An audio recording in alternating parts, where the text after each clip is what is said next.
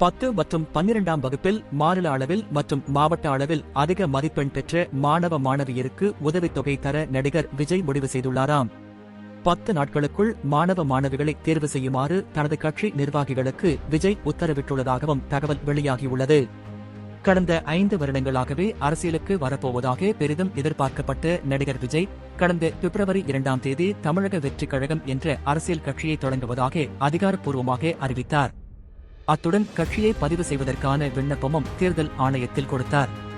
தேர்தல் ஆணையத்திற்கு அளித்த நோட்டீஸில் தமிழக வெற்றி கழகத்தின் தலைவராக ஜோசப் விஜய், பொதுச் செயலாளராக புஸ்ஸி ஆனந்த், பொருளாளராக வெங்கட்ராமன், தலைமை கழக செயலாளராக ராஜசேகர், இணை கொள்கை பரப்பு செயலாளராக தகிரா ஆகியோர் பெயர் இடம்பெற்றுள்ளது. இந்த நோட்டீஸில் இந்த பதிவு குறித்து யாருக்கேனும் ஆட்சேபனை இருந்தால் தலைமை தேர்தல் ஆணையத்திற்கு தெரிவிக்கலாம் என்ற அறிவிப்பு அண்மையில் வெளியாகியுள்ளது.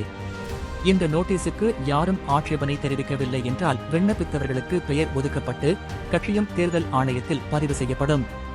தேர்தல் ஆணையத்தில் கட்சியை அதிகாரப்பூர்வமாக பதிவு செய்யும் பணியில் தீவிரமாக உள்ள நடிகர் விஜய் 2026 சட்டசபை தேர்தலை மனதில் வைத்து களம் இறங்க உள்ளதாக ஏற்கனவே அறிவித்திருந்தார்.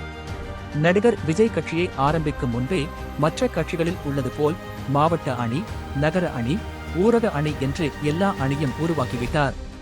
மகளிர் அணி, வழக்கறிஞர்கள் அணி, ஐடி விங் என கட்சிகளுக்கு உரிய எல்லா கட்டமைப்பையும் தெளிவாக உருவாக்கியுள்ளார்.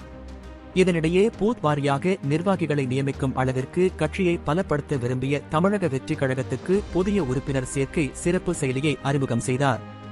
இந்த ஆப் மூலம் இதுவரை புதிதாக கட்சியில் சேர்ந்தவர்களின் எண்ணிக்கை 1 கோடியை நெருங்கியிருக்கிறது. நடிகர் விஜய் தற்போது தி கோட் என்ற படத்தில் நடித்து வருகிறார். இந்த படம்தான் விஜயின் கடைசி படம் என்று கூறப்படுகிறது. இதன் படப்பிடிப்பு இறுதி கட்டத்தை எட்டியுள்ளது. இந்த படத்தின் படப்பிடிப்பிற்காக அண்மையில் விஜய் துபாய் சென்றார். இந்த படப்பிடிப்பு முடிந்து திரும்பிய பின்னர் முழுமையாக கட்சி பணியில் இறங்குவார் என தகவல்கள் வெளியாகியுள்ளது. லோக்சபா தேர்தல் முடிவுகள் ஜூன் 4ஆம் தேதி வெளியாக உள்ளதால் தேர்தல் முடிவு வெளியான பிறகும் தமிழக வெற்றிக் கழக தலைவர் அடுத்த கட்ட நடவடிக்கையில் இறங்குவார் என்கிறார்கள். அடுத்த மாதம் ஜூன் 22ஆம் தேதி விஜய் பிறந்த நாளை கொண்டாட உள்ளார். இதையொட்டி அன்று கட்சியின் மாநாட்டை மதுரையில் பிரமாண்டமாக நடத்த திட்டமிட்டுள்ளதாக தகவல்கள் வெளியாகியிருக்கிறது. இது ஒருபுறம் எனில் கடந்த ஆண்டை போல் இந்த ஆண்டும் 10ஆம் வகுப்பு, 12ஆம் வகுப்பில் அதிக மதிப்பெண் எடுத்த மாணவ மாணவியருக்கு பரிசுகள் வழங்கி கௌரவிப்பார் என்று தமிழக வெற்றிக் கழகத்தினர் கூறுகிறார்கள். 10 நாட்களுக்குள் மாணவ மாணவிகளை தேர்வு செய்யுமாறு தனது கட்சி நிர்வாகிகளுக்கு விஜய் உத்தரவிட்டுள்ளதாகவும் தகவல் வெளியாகியுள்ளது.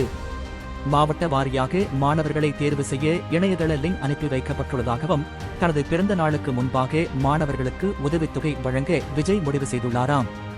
அண்மையில் நடிகர் விஜய் வெளியிட்ட வாழ்த்து செய்தியில் மீண்டும் சந்திப்போம் என்று கூறியிருந்தார். எனவே மீண்டும் பரிசு வழங்கும் விழா நடைபெற உள்ளது உறுதியாகியுள்ளது.